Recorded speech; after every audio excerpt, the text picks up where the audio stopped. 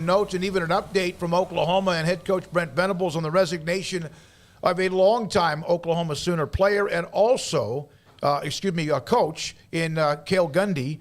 The college football top 25 coaches poll is out. We'll dig into that. Nicole Arbach with a note or two about the Big Ten. And then also SMU has started the Boulevard Collective. And that right there is also something we'll let you look at and digest and get feedback from you as well. You misspoke, but you didn't misspeak because Cale Gundy played at Oklahoma, and he was a longtime coach. So he was a player and former player at that, but now also a former coach after a very long time in Norman, Oklahoma. Well, yesterday evening, Paul, I don't know if it was you or Craig, one of the two said, whoa, and he sent me the I guess, Cale Gundy's resignation. This should, because before, hold on here. There was so much, wait a minute, if he just said it once again, everyone can debate that, whatever was said, I think we all know. But just now, Oklahoma released this statement from Brent Venables, who he had one earlier. This is the latest one from Brent Venables, because I am sure Oklahoma fans are trying to figure out what in the heck is going on. And people who want to defend Cale Gundy, and that's fine, but here is it. As painful it has been dealing with Coach Gundy resigning from the program, it doesn't touch the experience of pain felt by a room full of young men, and I am charged to protect, lead, and love. There are a few things I would like to address. Coach Gundy resigned from the program because he knows what he did was wrong. He chose to read aloud to his players, not once, but multiple times, a racially charged word that is objectionable to everyone and does not reflect the attitude, values of our university or program. This is not acceptable, period. He goes on to mention again that he did the right thing by resigning, how it has affected the Oklahoma family. Again, his resignation was the right thing to do. We will move forward positively, and that's from Brent Venables. Well, I think this needs a little context because we haven't really set that for everybody out there listening, although the people who listen to our show probably pay attention pretty closely to all college football news. But randomly last night, Oklahoma had Cale Gundy come out and say that he was stepping down basically, and it just sort of caught on like wildfire, a statement that he had put together. And in his statement, which is already now being contradicted by Brent Venables' statement, he said that he grabbed a player's iPad basically and just wasn't paying attention and read off a word that he shouldn't have said. But he said nothing along the lines of saying it multiple times like Brent Venables just pointed out. So there alone is a pretty major difference in what you thought last night and what you think now after reading what Brent Venables, because that's a totally different thing right there. It's one thing, and even then I could still see where picking up an iPad or a phone and reading a word, which – it's just, you don't do that. Don't say something out loud if you're just reading it for the first time and, pay attention to what you're doing, for one. I can sort of see that. But the multiple times thing that Brent Venables just said, that's a different story. That's intentional, and you can't deny that. And coaches all over the place do these things when a player isn't paying attention. They try to make an example of him and mock him a little bit. But the minute he got to the first one, he should have been like, okay, I made my point here and stopped. But clearly reading it multiple times means he didn't realize it probably until he was done.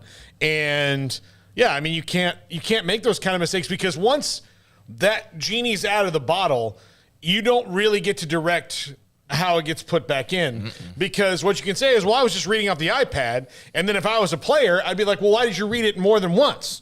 Like once you hit it the first time, you should have backed up and said, oh, hey, I'm sorry.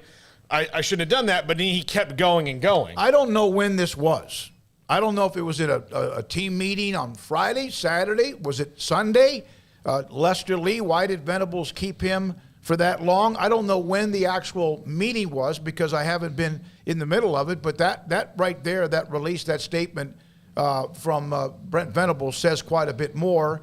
And Cale Gundy even tried to be somewhat open about it. But It happened last week is when it happened because it says it in Cale Gundy's statement. He said yesterday that he owed it to be transparent. He said, today with great anguish, I announced my resignation. So that was last night. But then if you go down and do his statement, he said, where is it? I noticed the player was distracted, the words displayed. I just had it in front of me. But he said last week during a film session, I instructed my players to take notes. I noticed the player was distracted and picked up his iPad and read aloud the words that were written on the screen. So last week this happened. So I'm sure, that's not one of those things. I mean, you got to get the sides of the story to see, okay, like what was the again, context is important.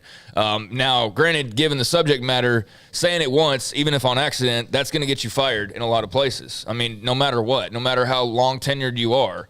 But I think that you dig further into it and you see, okay, oh, it turns out you said it multiple times. And that wasn't an accident, clearly, to say it multiple times accidentally. Well, that's a different, and that's why you look into it. And I don't know what took them days to look into, but I don't know. That'll come out, I'm sure. But the fact of the matter is, it only took them a few days to figure out what actually happened and figure out that was enough to fire a guy who's been there with them since 1994 and has been a absolutely massive piece to the overall puzzle in Norman, whether you're talking whatever era going back to then. I mean, but especially Stoops. And now you really thought, and then Riley as well. And then you thought he was going to be a massive piece of what, Brent Venables was about to do. So this is a huge loss for Oklahoma. Now, this is not one of those where you're like, oh, well, they'll never win again. This isn't that. But, man, it still is a big loss. And they were just fresh off of a stretch where they were red hot in recruiting. Everybody was starting to feel good about, what was going on. And I'm sure they still feel great about this season because their wide receivers will still play well and all that. But this, I think in recruiting especially, this is just like, oh, my gosh, really? Like this? Because it's not even, you paid for a guy's plane ticket or something. That would have been better. You clearly said something really off the rails that you can't say. And, I already see one of UT's big wide receiver commits. He's out there. My coach would never. Saying stuff like that on Twitter. So, yeah, it's going to be used that way, I'm sure. And, man, just shocking to see that come out of nowhere last night, especially with, as I said, how great things have felt around Norman here as of late, especially. So that happened late yesterday evening with his release, the statement of his resignation, and we got more clarity just now within the last half hour or so from Brent Venables. There are still a lot of questions that some of you have, and you can ask us those. 254